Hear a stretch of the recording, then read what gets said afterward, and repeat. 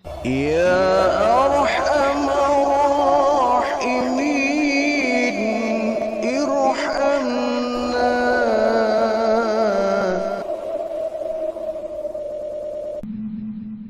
Salah satu dari nama-nama surga yang Allah sediakan untuk mereka, hamba-hamba Allah yang beriman, ada surga yang bernama Darul Muqamah. Dar itu maknanya adalah rumah, Muqamah itu maknanya adalah kekal.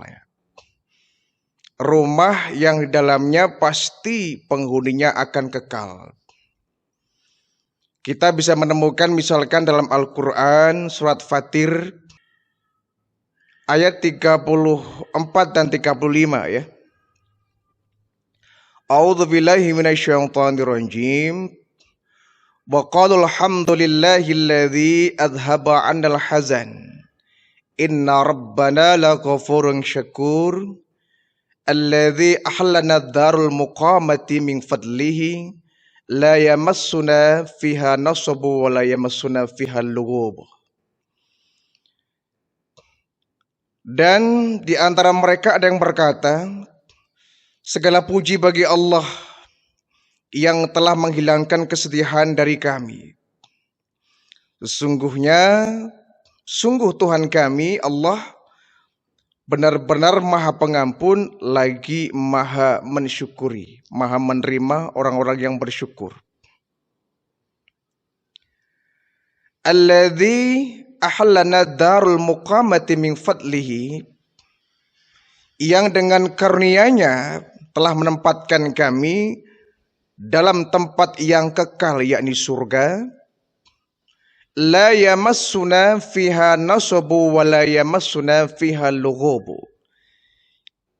Di dalamnya kami tidak merasakan lelah dan tidak pula merasakan lesu. Jadi orang-orang yang diceritakan dalam Fatir ayat 34 35 ini, ada sebagian mereka orang-orang yang beriman, hamba-hamba Allah, yang mereka berkata bahwa segala puji bagi Allah yang telah menghilangkan kesedihan dari kami. Sungguhnya Allah telah menempatkan kami ke tempat yang sangat kekal, Darul Muqamah ya. Nama surga yang disebut dengan Darul Muqamah. Kemudian siapakah orang yang dimaksud sebagai penghuni Darul Muqamah ini? Yaitu yang disebutkan orang-orang yang mengatakan alhamdulillahilladzi adhaba 'anil hazan. Orang-orang yang selalu mengatakan segala puji bagi Allah yang telah menghilangkan kesedihan dari kami. Artinya orang-orang yang bersyukur. Orang-orang yang bersyukur kepada Allah, di mana Allah telah menghilangkan kesedihan bagi mereka orang-orang yang beriman. Orang-orang yang ikhlas menerima cobaan dari Allah, musibah dari Allah, sehingga mereka yang seharusnya merasakan sedih, tetapi Allah hilangkan kesedihan mereka, Allah ganti dengan kegembiraan. Sehingga kalau kita misalkan lihat dalam surat lain ya, Fussilat ayat 30, di mana Allah telah memberikan dan mengangkat orang-orang yang beriman yang istiqamah, diberikan kekuatan iman sehingga tidak merasakan takut, tidak pula merasakan kesedihan. Innalladzina qalu rabbunallahu tsumma istaqamu. Sesungguhnya orang-orang yang berkata Tuhan kami adalah Allah, tsumma istaqamu, kemudian mereka beristiqamah. Tatanazzalu alaihimul malaikatu alla takhafu wa la tahzanu. Kemudian mereka pun didatangi oleh para malaikat yang turun kepada mereka. Seraya malaikat itu mengatakan kepada mereka, alla takhafu wa la tahzanu. Kamu tidak usah takut dan tidak pula bersedih hati. Wa absyiru bil jannati, dan diberikan kabar kepada mereka berupa surga. Allati kuntum tu'adun, yang mereka bergembira ya, dengan surga yang telah dijanjikan kepada mereka. Jadi ada kata-kata Rabbunallahu tsumastaqamu. Orang yang mengatakan bahwa Tuhan kami Allah, tsumastaqamu, kemudian mereka beristiqomah. Mereka beriman kepada Allah dengan istiqomah. Sehingga para malaikat turun kepadanya. Malaikat menghibur orang seperti ini. Ala takhafu wa la tahzanu. Kamu tidak usah takut dan kau tidak usah bersedih hati. Inilah barangkali Allah menghilangkan kesedihan sebagian mereka.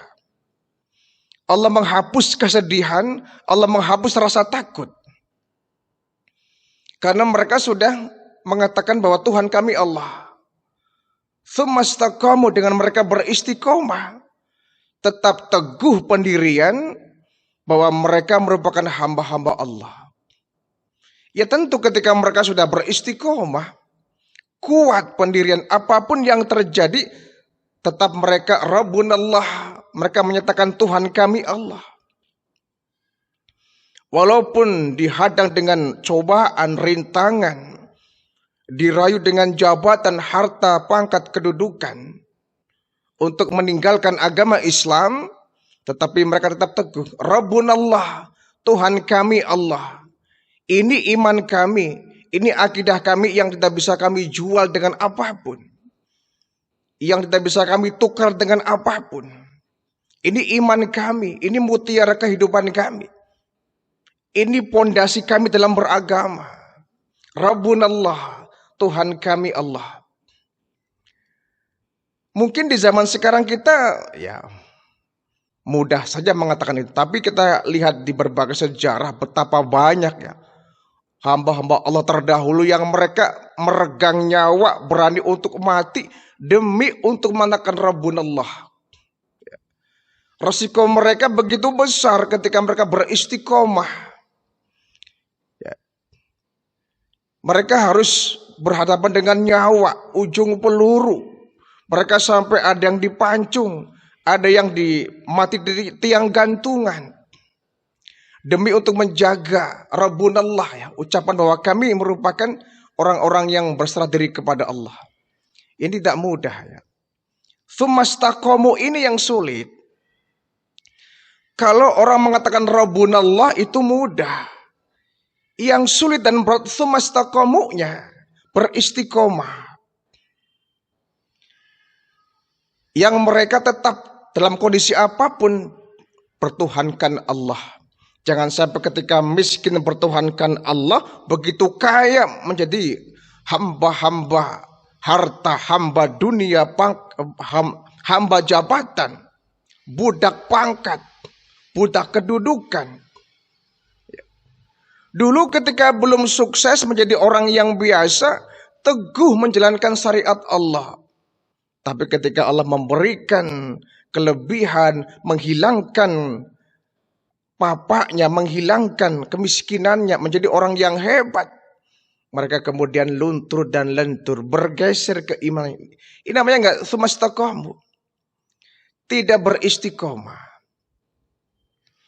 Nah, orang-orang yang mengatakan bahwa Tuhan kami Allah kemudian beristiqomah, mereka lah alla takhafu, yang mereka tidak pernah merasakan takut, wala tahzanu, dan tidak akan pernah bersedih. Wa absyiru bil jannah, sehingga mereka diberikan kabar gembira berupa surga. Allati kuntum tu'adun, dan mereka diberikan surga yang telah dijanjikan kepada mereka. Jadi ini nyambung kepada surat Fatir ayat 34-35 ya.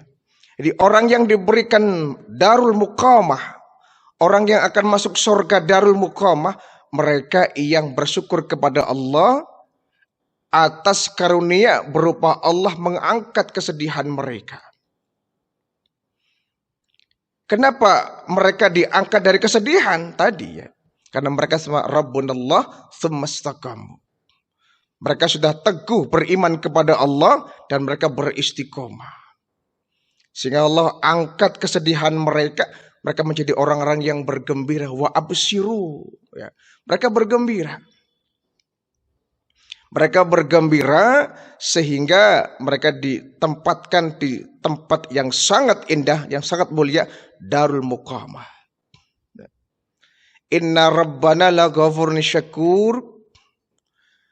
Dan Tuhan kami memberikan pengampunan, ya.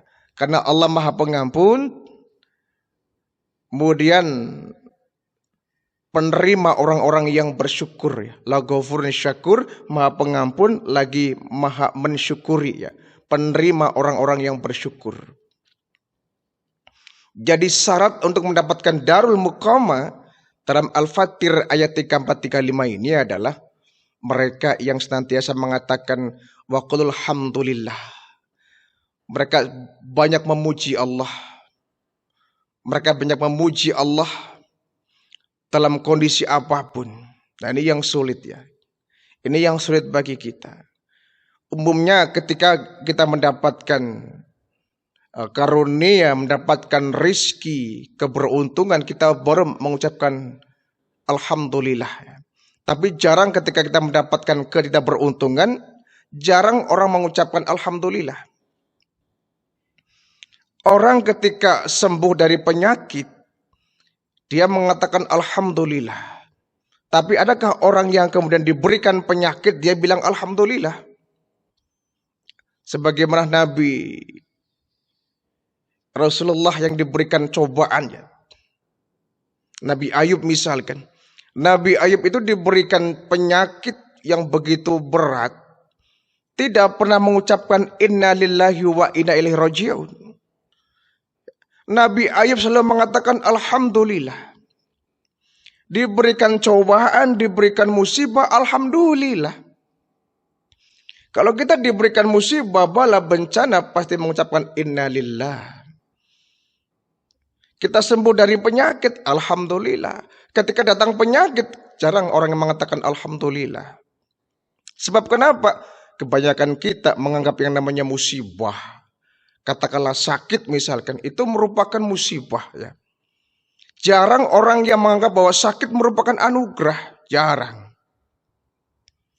Jarang ada orang yang diberikan penyakit, dia bilang sebagai karunia. Padahal berapa banyak orang yang ketika dia sehat, ya, dia lupa kepada Allah. Ketika dia sehat, pontang-panting ke sana kemari, kesibukan dunia yang luar biasa, dia lupa kepada sholat, lupa kepada zikir, lupa baca Al-Quran, lupa dengan masjid. Tapi begitu dia diberikan sakit, banyak waktu dia berzikir kepada Allah. Ini bukankah kemudian sakit akan menjadi sebuah anugerah, karunia? Kita kan jarang ke sini, jarang berpikir ke arah sini. Ya. Ketika kita sembuh, kita disibukkan dengan berbagai macam kesibukan dunia. Rapat ke sana kemari, ya. Merancang program ini, program itu, habis waktunya 24 jam untuk dunia. Sholat kadang-kadang terlambat, bahkan ditinggalkan sama sekali. Zikir ya nggak sempat, baca Quran nggak sempat. Kenapa? Waktunya habis untuk dunia. Tapi ketika dia sakit, dia terbaring lemah, dia punya banyak waktu untuk berzikir kepada Allah. Dia punya banyak waktu untuk baca Quran, membaca istighfar, baca sholawat, taqarrub ilallah. Ya, sakit yang seperti ini kan bisa menambah keimanan, mempertebal keimanan. Artinya sakit itu bisa menjadi anugerah, bisa menjadi karunia.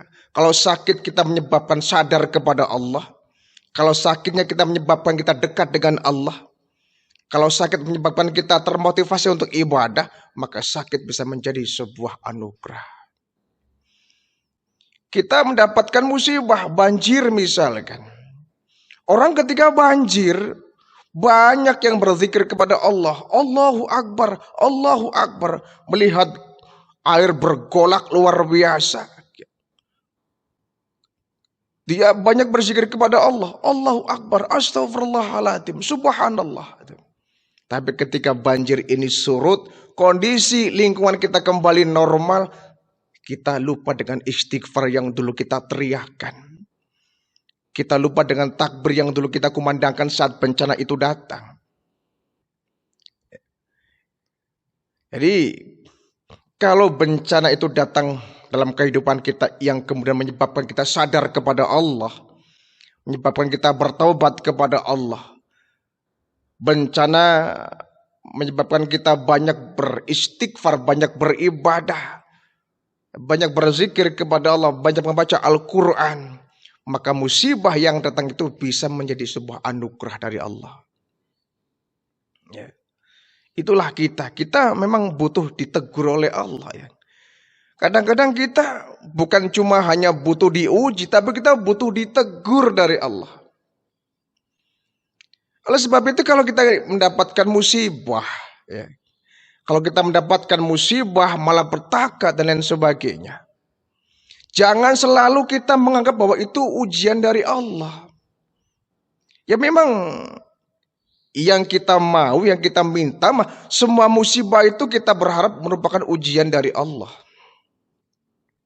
Ya. Tetapi ketika musibah itu datang dalam kehidupan kita, ya, alangkah lebih baiknya kalau kita anggap bahwa itu teguran dari Allah. Kenapa? Kalau kita menganggap itu teguran dari Allah, maka itu akan memotivasi kita untuk memperbaiki diri, untuk banyak bertobat kepada Allah, banyak ingat Allah, banyak taqarrub ilallah. Kalau kita itu anggap sebagai ujian dari Allah, ya, kita mungkin akan mudah terlena. Mungkin bahasa kitanya GR kita ini ya. Sementara kita nggak tahu kualitas iman kita seperti apa di mata Allah. Kita nggak tahu bagaimana kualitas ibadah kita kepada Allah. Iya tadi saya katakan bahwa ya kalau kita minta kalau kita berharap kepada Allah, mudah-mudahan musibah yang datang kepada kita itu ujian. Untuk menaikkan kelas kita, menaikkan derajat kita, mendapatkan makom yang lebih tinggi. Itu yang kita harapkan. Tetapi sekali lagi, akan lebih baik kalau kemudian setiap musibah yang datang kepada kita anggap itu teguran. Agar kita introspeksi, kita ngaca diri. Ya. Kita merasa bahwa dosa kita banyak. Ya. Misalkan kita mendapatkan musibah, katakanlah rumah kita kebakaran umpama. Ya. Kita harus berpikir, introspeksi. Allah memberikan saya musibah kebakaran ini, apa dosa saya? Dia renungkan, oh jangan-jangan saya kurang sedekah. Jangan-jangan saya pelit. Jangan-jangan saya bakhil. Sehingga Allah menghanguskan seluruh rumah dan perabotan saya. Kalau kita berpikir ke sini, maka kita akan banyak berintrospeksi, bertobat kepada Allah. Tetapi kalau kita GR dengan kita merasa bahwa itu ujian dari Allah, kita akan terlena. Dinak-bobokan kita dengan perasaan itu. Ya walaupun tadi sekali lagi bahwa kita berharap semua musibah yang datang dalam kehidupan kita, semoganya itu ujian dari Allah. Artinya kita menjadi orang-orang yang berkualitas di mata Allah, imannya, ibadahnya dan seterusnya. Tetapi kalau kita ingin agar kita semakin meningkatkan kewaspadaan, meningkatkan introspeksi kepada Allah, ya, ngaca diri, merenung diri, ya, muhasabah diri, maka anggaplah setiap musibah merupakan teguran dari Allah. Ya. Anggap semua musibah yang datang dalam kehidupan kita teguran dari Allah. Saya kehilangan uang. Apa salah saya? Jangan-jangan saya kurang bersedekah misalkan. Ya. Saya diberikan penyakit ini, penyakit itu. Apa ya kesalahan saya, dosa saya? Jangan-jangan saya suka menyakiti tetangga umpama. Saya dapat kecelakaan misalkan. Apa kekurangan saya? Jangan-jangan saya banyak nyakitin orang. Dengan kita merasa bahwa itu teguran dari Allah, maka kita akan bersemangat untuk memperbaiki diri. Tapi kalau kita hanya sekedar menganggap bahwa itu ujian dari Allah, kita akan berpangku tangan. Ya. Kita tidak akan berintrospeksi diri. Ya. Maka orang yang mendapatkan darul muqamah, mereka mengatakan bahwa segala puji bagi Allah, alladzi adhaba anil hazan. Segala puji bagi Allah yang telah menghilangkan kesedihan kami. Artinya orang-orang yang bersabar, orang yang bersyukur.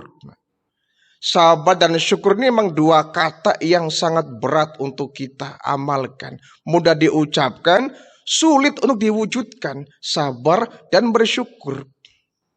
Apalagi kondisi kita dalam kondisi yang kurang beruntung. Kalau kita sedang uangnya banyak, sedang banyak rezeki, ya, kita sebagai orang yang kaya berlimpah harta bendanya, mudah saja tuh bersyukur dan bersabar. Ya, sabarlah kau jadi orang kaya. Ya mudah saja barangkali. Bersyukurlah kau jadi orang kaya. Ini sih mudah. Tapi kita harus bersabar dan bersyukur ketika kita miskin, ini yang berat.